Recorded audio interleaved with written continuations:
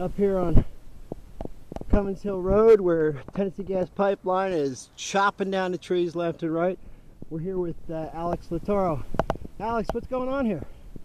Well, they cut down the neighboring ridge up this ridge, and there's still trees on this side that they have to cut. Just at the top of that hill, you can't see it, but that's where the clear cut ends that side. So this 150-foot stand of trees is what they have left to cut here, plus there's stuff over the mountain.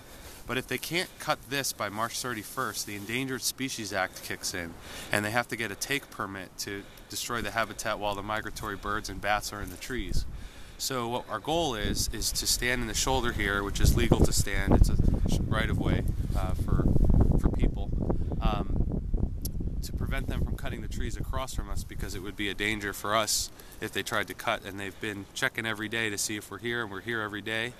So if anyone wants to volunteer, 7 a.m. to 4 p.m., we stand here, and people can take a shift or drop off some coffee and lunch, or support us however they feel they can. And we would be able to stop the next phase, which is removing the trees and making the right-of-way, dredging it. They're going to dredge all the creeks and wetlands up and down this right-of-way, which they don't have a permit for yet. The Army Corps of Engineers has to give that still. So as long as the trees are still up, they can't move forward with the project. And in a couple generations, if they decide to abandon the project, this whole forest will grow up, and like our grandchildren, our great-grandchildren won't know that this even happened. So although we'll still see it, the trees will grow back. Mother Nature will repair itself. So what happened at the bottom of the hill down here, Alex? Well, there's been a number of violations you can see from just standing here. They cut the trees over the creek. They dropped the trees over the creek, which is a native brook trout creek, and so that's a hazard to the habitat there. But the violation is that they have to remove the trees as soon as they cut them over the creek, and there's currently no one doing that. And they've done also a violation up the ridge.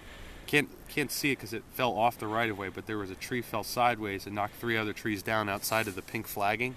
That's a violation too.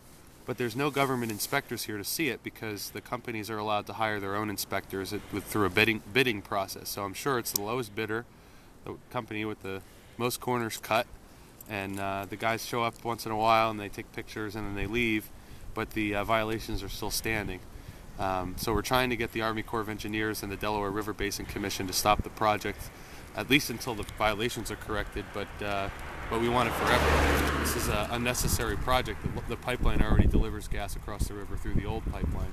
This is just to increase volume for profit, more shareholders, revenue, and the CEO, Richard Kender's mansion. So, we're at our expense. And that's the philosophy of resource colonization, right? Like we did in Africa and South America. It's just happening here at home now.